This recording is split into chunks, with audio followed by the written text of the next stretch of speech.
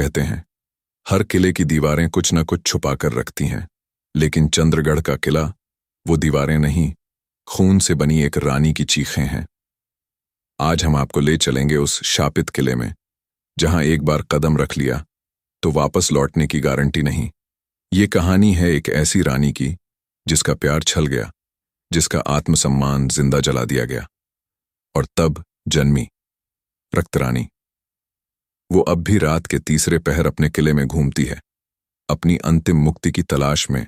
तो तैयार हो जाइए, क्योंकि आज रात हम उतरेंगे रक्त रानी के किले की गहराइयों में, उत्तर भारत के एक सुदूर जंगल में, जहां सूरज की किरणें भी संकोच से झांकती हैं। वहां एक ऐसा किला है जिसके नाम से ही गांव वाले अपने दरवाजे बंद कर लेते हैं। विरक्तगढ़। ये नाम अब नक्शों पर नहीं मिलता, लेकिन बुजुर्गों की आंखों में इसकी दहशत आज भी ताजा है। कहा जाता है वहां कभी एक रानी राज करती थी, सुंदर, बलशाली और खतरनाक। उसका शासन सिर्फ तलवार से नहीं, काले जादू से चलता था। उसे कहते थे रक्त रानी। राहुल, एक यूट्यूब हॉरर डॉक्यूमेंट्री मेकर, अपने 3 दोस्तों के साथ एक नया एडवेंचर प्लान करता है। उसकी टीम नेहा, पत्रकारिता की छात्रा, तार्किक सोच वाली, विशाल, कैमरामैन, डरावनी जगहों का दीवाना, काव्या, राहुल की गर्लफ्रेंड, जो आध्यात्म और ऊर्जा पर भरोसा करती है। दिल्ली की भीड़भाड़ से दूर उन्हें राजस्थान के एक घने जंगल में एक पुराना किला खोजने की जानकारी मिलती है, जहां कोई नहीं जाता। विरक्तगढ़। ये कोई आम जगह नहीं है। एक स्थानीय बाबा ने कहा था, वहां रानी की आत्मा आज भी लाल धुंध बनकर मंडराती है। राहुल हंस पड़ा। बस ऐसे ही कहानियों से तो व्यूज आते हैं बाबा जी। वे चारों एक पुरानी एसयूवी में निकलते हैं। जैसे जैसे दिल्ली की सड़कें दूर होती हैं, जंगल घना और रहस्यमयी होने लगता है। मोबाइल सिग्नल चला गया। नेहा गूगल मैप देखकर बोली, अब से आगे कोई रास्ता नहीं दिख रहा। बस वहीं से असली स्टोरी शुरू होती है। विशाल कैमरा ऑन करता है। घंटों बाद वे एक सूखी नदी के किनारे पहुंचते हैं। दूर पहाड़ियों के बीच एक धुंध से घिरा किला दिखता है। सूरज ढल चुका है। नीले आसमान में अब रक्तिम आभा फैली हुई है। क्या यही है विरक्तगढ़? काव्या ने धीरे से पूछा। हाँ, और लगता है ये हमें बुला रहा है। राहुल की आवाज में उत्साह से ज्यादा एक अनजानी खिंचाव था। किले का फाटक जर्जर हो चुका था। लोहे की सलाखें इतनी पुरानी थीं कि जरा सा धक्का लगाते ही चिर्रर की आवाज के साथ खुल गईं। जैसे ही वे अंदर घुसे, एक अजीब सन्नाटा छा गया। कोई जानवर नहीं, कोई पक्षी नहीं, बस हवा में एक गाढ़ी सी लाल गंध घुली हुई थी। किले का आंगन घास और बेलों से भर गया था, पर एक अजीब बात थी। बीच में लगे एक पुराने झरने से अब भी पानी बह रहा था, और पानी लाल रंग का था।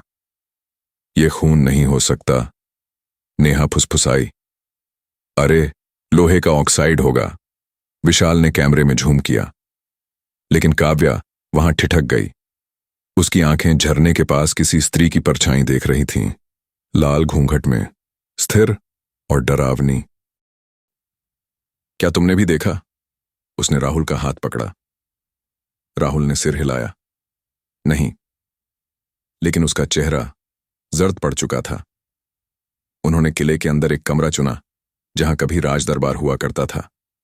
कमरा बड़ा था। दीवारों पर अब भी फीकी पर बचे हुए भित्तिचित्र थे, जिनमें एक रानी को दरबारियों के बीच दिखाया गया था, पर उसकी आंखों में कोई करुणा नहीं, सिर्फ लाल लकीरें थीं। इस रानी का चेहरा किसी ने पूरा नहीं बनाया, नेहा ने गौर किया। शायद कोई नहीं बना पाया। काव्या ने बुदबुदाया। रात का खाना पैक्ड था, लेकिन किसी का भी मन नहीं था। चारों लेटने की कोशिश करते हैं, लेकिन नींद किसी को नहीं आती। आधी रात को एक खड़खड़ाहट होती है। विशाल सबसे पहले जागता है। कैमरा उठाकर वह बाहर निकलता है। उसकी नजरों के सामने वह झरना फिर लाल चमकने लगता है, और उसी के सामने खड़ी होती है वह रानी, लाल घूंघट में, बिना चेहरा, बिना पैर, हवा में तैरती हुई। Oh my God! विशाल रुक नहीं पाता, कैमरा गिराता है और दौड़ लगाता है। वह कमरे में घुसता है, लेकिन देखता है काव्या अकेली लेटी है। बाकी तीनों कहाँ हैं? राहुल। नेहा। काव्या की आंखें अचानक खुलती हैं, पर वे उसकी नहीं होती। सफेद, चमकती, स्थिर। वह उठती है और फुसफुसाकर बोलती है, हम सबको रानी चाहिए। एक बार फिर रक्त से उसकी शक्ति पूरी करनी है। विशाल पीछे हटता है, लेकिन तभी दरवाजा खुद ब खुद बंद हो जाता है। कमरे की दीवारों पर खून से उभरे शब्द चमकने लगते हैं। मुझे लौटा दो मेरा राज्य, और मैं लूंगी तुम्हारा रक्त। राहुल की नींद अचानक टूटी। उसने महसूस किया कि उसकी छाती पर किसी का हाथ है, भारी, ठंडा और सन्न कर देने वाला। उसने झट से आंखें खोलीं, लेकिन कमरे में कोई नहीं था। बाहर हल्की नीली रोशनी थी, झरने की तरफ से आ रही थी। वो कुछ पल बैठा और फिर उठा। नेहा। कोई जवाब नहीं। विशाल। सन्नाटा। राहुल बाहर निकला और पाया कि वह उसी जगह पहुंच गया था जहां विशाल को आखिरी बार देखा गया था। झरना अब सूखा पड़ा था और उसके किनारे एक अजीब सी लकीर उभर आई थी, मानो किसी ने जमीन को नाखूनों से खरोंच कर लिखा हो। राक्टारपान, रक्त का अर्पण। राहुल बुदबुदाया। उसने कैमरा उठाया, लेकिन स्क्रीन ब्लैक थी, जैसे कोई ऊर्जा उसके चारों ओर फैल गई हो। नेहा उस समय एक अलग कमरे में थी, शायद भागने के दौरान भटक गई थी। उस कमरे में पुरानी किताबें और तांत्रिक प्रतीक बने हुए थे। कमरे के बीचों बीच एक चक्रव्यूह सा चिन्ह बना था और उसके चारों ओर रखे थे पुराने दीपक, जिनमें अब भी तेल भरा था। नेहा ने जैसे ही चक्रव्यूह को छुआ, पूरा कमरा थरथरा उठा। दीपक खुद ब खुद जल उठे और दीवारों पर बनी छवियां हिलने लगीं। दीवारों पर चित्रित था एक रानी तांत्रिक वेश में बैठी है, सामने एक नवयुवक खड़ा है। सिर झुकाए रानी उसके माथे पर रक्त का टीका लगा रही है, और फिर वह युवक भस्म हो जाता है। ये क्या, किसी बलि का चित्र है? नेहा डर गई, और तभी दीवारों के पीछे से एक कराहती आवाज आई। मुझे रोका गया, अधूरी रह गई मेरी शक्ति। अब तुम पूरी करोगी मेरी तपस्या। नेहा ने पीछे पलट कर देखा। वहां कोई नहीं था, लेकिन कमरे के कोने में रखी एक धूल भरी किताब अपने आप खुलने लगी। नेहा ने उस किताब को उठाया। उसके कवर पर लिखा था, महारानी तारा देवी, रक्तपुत्रिका। पन्ने पुराने थे, लेकिन अक्षर लाल रंग में चमक रहे थे। किताब मानो जीवित थी। मैं तारा देवी, चंद्रगढ़ की अंतिम रानी। मेरे राज्य को मेरे अपनों ने धोखा दिया। मैंने ब्रह्मरात्रि को अर्पण का व्रत लिया, रक्त से शक्ति अर्जित की, लेकिन अधूरी रही मेरी सिद्धि।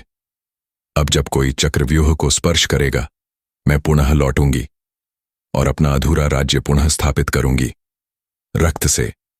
नेहा कांप गई, इसलिए ये किला शापित है। दूसरी ओर काव्या अब पूरी तरह से रानी की वश में थी। उसकी आंखें सफेद, बाल खुले, शरीर पर लाल धोती लिपटी हुई थी। वह विशाल को देख रही थी, जो एक कोने में कांप रहा था। उसके हाथ में वही तांत्रिक लोहे का त्रिशूल था जो कमरे की दीवार में जड़ा हुआ था। काव्या आगे बढ़ी और धीमी आवाज में बोली, मेरे तप में विघ्न देने वालों को रक्तदान देना होगा। विशाल ने कांपते हुए त्रिशूल उठाया और भागने की कोशिश की, लेकिन दरवाजा अपने आप बंद हो गया। कमरे के कोनों से काली परछाइयां निकलने लगीं। काव्या की आवाज अब गूंज रही थी चारों ओर, रक्तपुत्र, भागने से क्या होगा? रक्त चक्र की शुरुआत हो चुकी है, तुझे ही पूर्ण करना होगा। राहुल भागते हुए अंततः नेहा के कमरे तक पहुंचा। नेहा उस किताब को पढ़ रही थी, और राहुल जैसे ही अंदर आया, उसने सब बताया।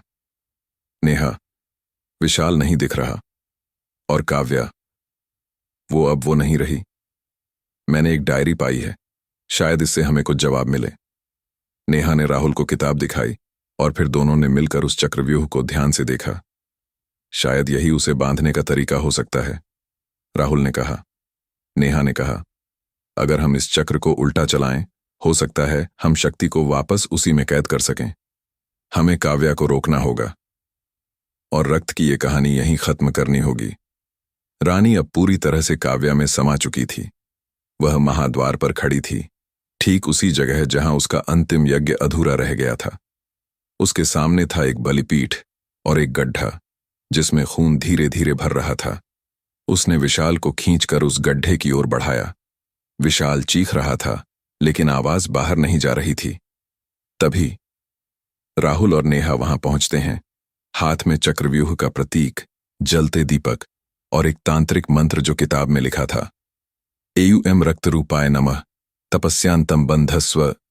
जैसे ही मंत्र बोला गया, काव्या रानी चीख उठी, नहीं, यह यज्ञ मेरा है, यह रक्त मेरा है।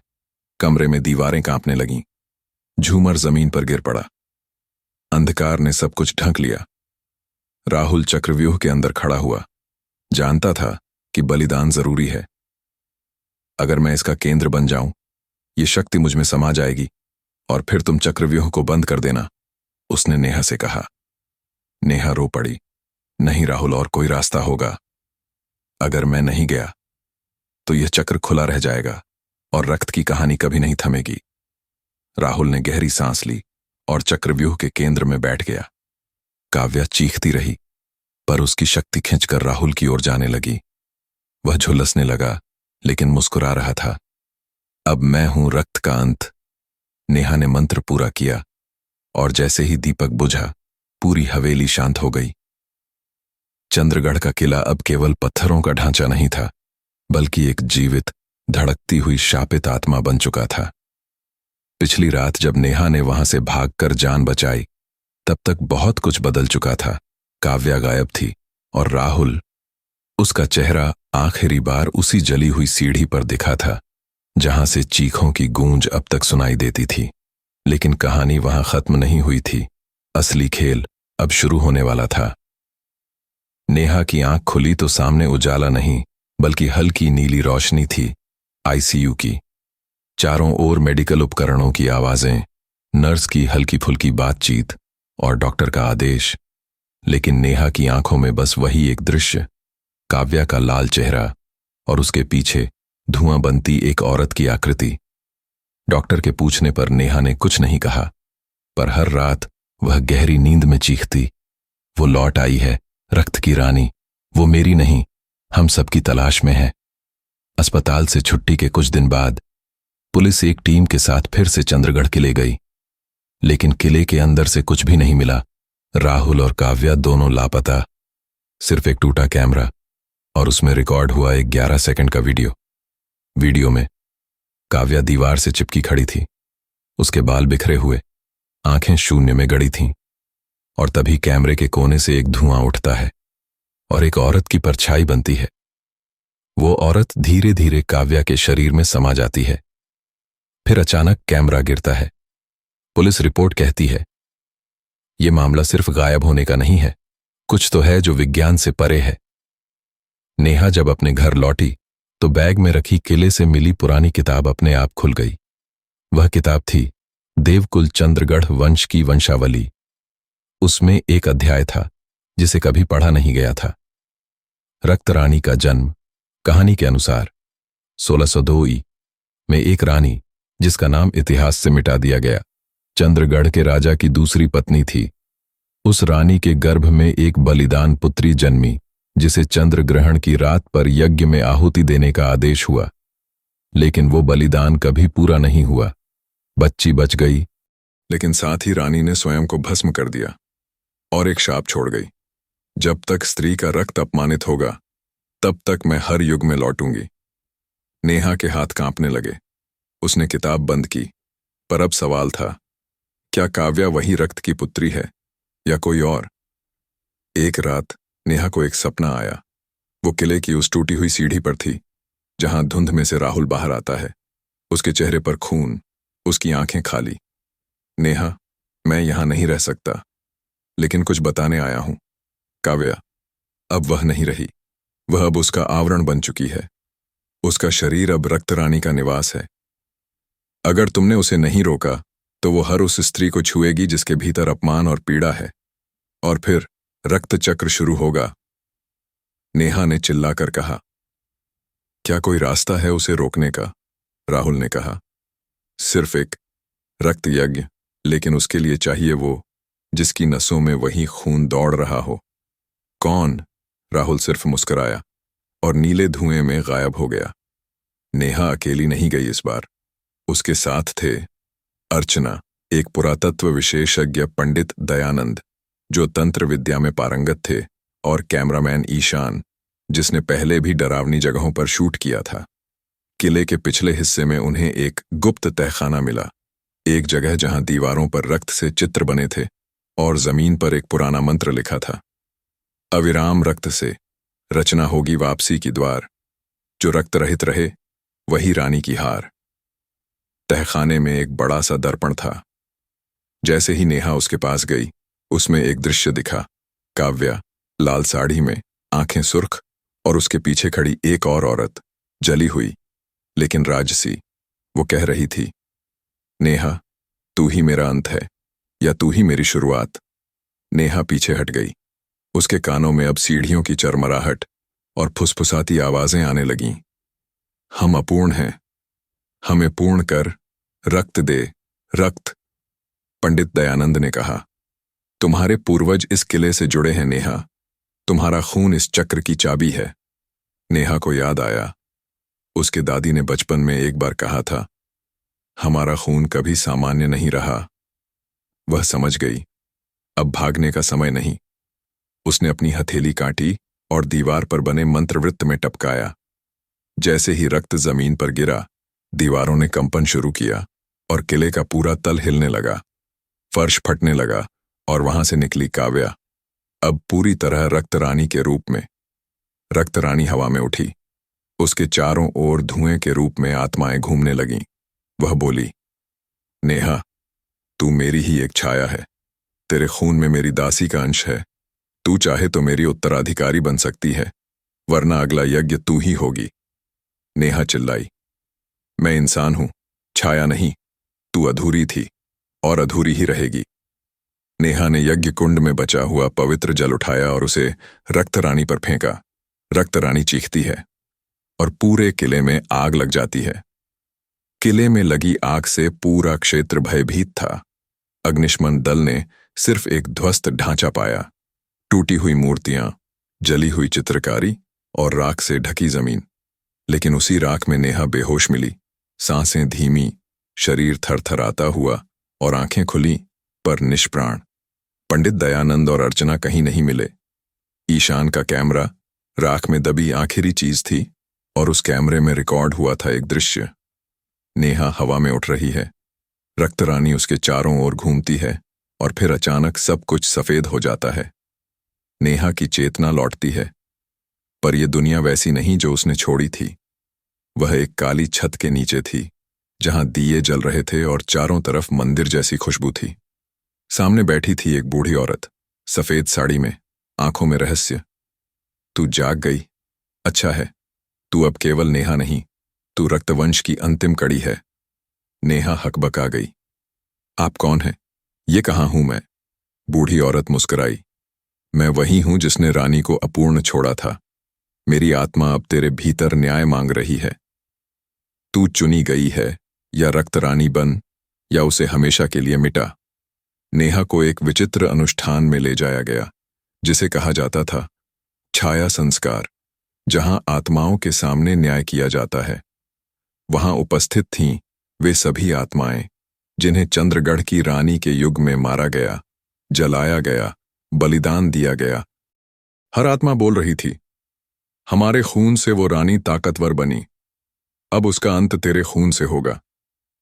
तभी एक तेज आवाज आई और काव्या प्रकट हुई। पर अब वो सिर्फ काव्या नहीं थी, वह थी पूर्ण रक्त रानी। उसकी लाल आंखों में आत्माएं लहराती थीं।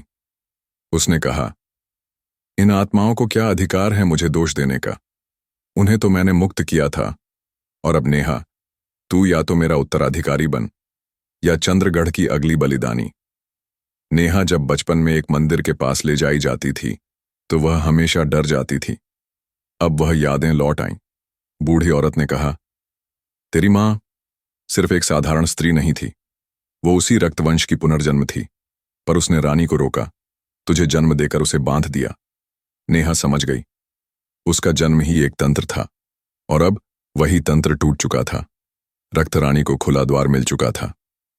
एक रात जब नेहा जंगल की काली गुफाओं की ओर जा रही थी तो वहां एक आकृति खड़ी थी, पंडित दयानंद।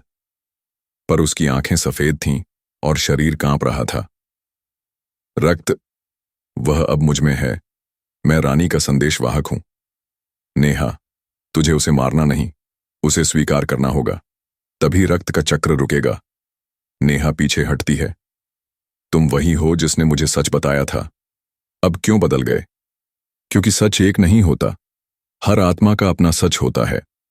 किले के केंद्र में एक अंतिम यज्ञ किया गया। उस यज्ञ में 4 वस्तुएं रखी गईं। रक्त रानी की राख, नेहा का रक्त, काव्या की तस्वीर और एक काले पत्थर से बना त्रिशूल। जैसे ही मंत्र पढ़े गए, पूरे किले में एक लहर दौड़ी और रक्त रानी प्रकट हुई। वह अब भयंकर रूप में थी, शरीर जला हुआ, पर मुकुट पर ताज चमक रहा था। उसने कहा, नेहा, मैं तुझसे जन्मी और तुझ में ही लौटूंगी। नेहा ने त्रिशूल उठाया और अपनी छाती पर निशान खींचा। अगर तुझ में मेरा अंश है तो तू मेरे बिना अधूरी है। आज हम दोनों समाप्त होंगे, साथ। रक्तरानी चिल्लाई, नहीं, तू मुझे खो नहीं सकती। लेकिन जैसे ही नेहा का रक्त यज्ञ कुंड में गिरा, एक सुनहरी रोशनी चारों तरफ फैल गई। रक्तरानी की चीखें धीरे धीरे शांत हो गईं और वह राख बनकर बिखर गई। कई महीने बाद नेहा हिमालय में एक आश्रम में रहती है, शांति में, अकेली। पर एक दिन एक बच्ची वहां आई। उसने पूछा, दीदी, क्या आप रानी थीं? नेहा मुस्कुराई, उसके माथे को चूमा और कहा, नहीं, मैं वो थी जिसने रानी को मुक्त किया ताकि कोई और रानी न बने। लेकिन बच्ची के जाते ही एक साया उसके पीछे से निकला और दीवार पर लिखा दिखाई दिया, रक्त कभी पूरी तरह मिटता नहीं, बस रूप बदलता है। नेहा अब हिमालय के एक एकांत आश्रम में रहती थी। हर दिन सूरज की पहली किरण के साथ ध्यान लगाती और शाम को पुराने ग्रंथ पढ़ती। लेकिन उस दिन ध्यान के दौरान उसे दिखा एक धुंधली परछाई, लाल आंखें और एक लड़की की आवाज, मैं लौट आई हूं मां। नेहा का ध्यान भंग हुआ।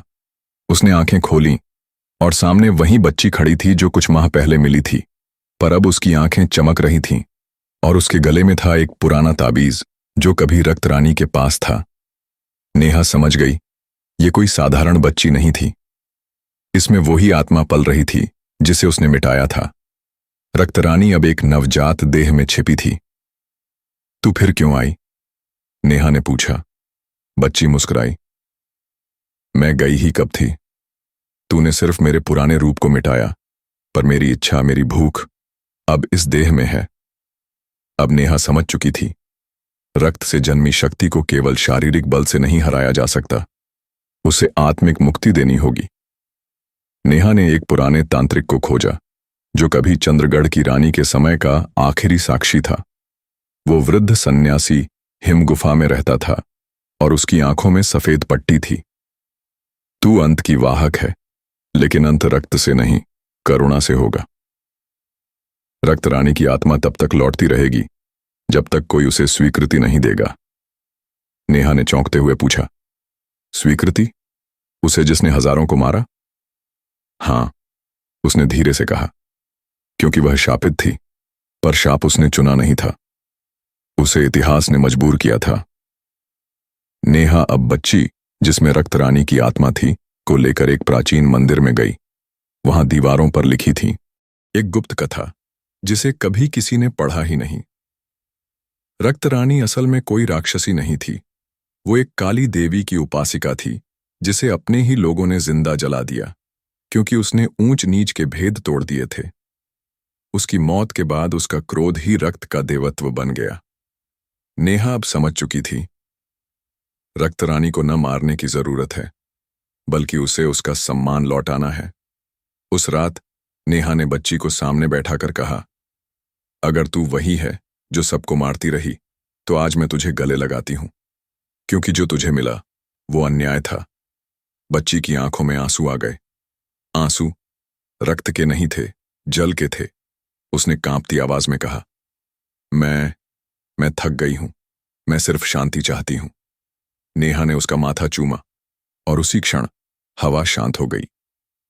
आसमान में तारे चमक उठे और बच्ची की देह से एक हल्की लाल रोशनी उठी जो धीरे धीरे उड़ती हुई रक्त रानी की अंतिम आत्मा बन गई। वो मुस्कुराई, हाथ जोड़े और फिर अंतरिक्ष में विलीन हो गई। सालों बाद चंद्रगढ़ किले को दोबारा बनाया गया, पर अब वहां कोई डरावनी कथा नहीं थी, बल्कि एक कक्ष था जहां लिखा था, यहां वो आत्मा बसी थी जिसे न्याय नहीं मिला, पर उसने न्याय को जन्म दिया।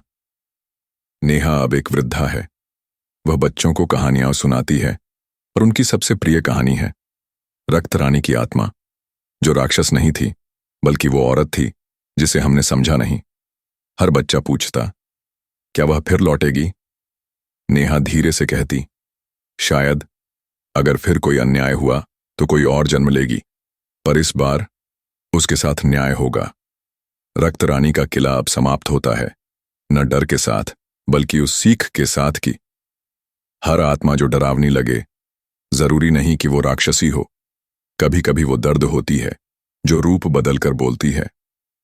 नेहा ने रक्त रानी की आत्मा को मोक्ष तो दे दिया, लेकिन सवाल अब भी वही था, क्या सच में वो आत्मा मुक्त हुई? क्योंकि चंद्रगढ़ की धूल अब भी लाल है और उस किले की दीवारें आज भी किसी के चलने की आहट सुनती हैं।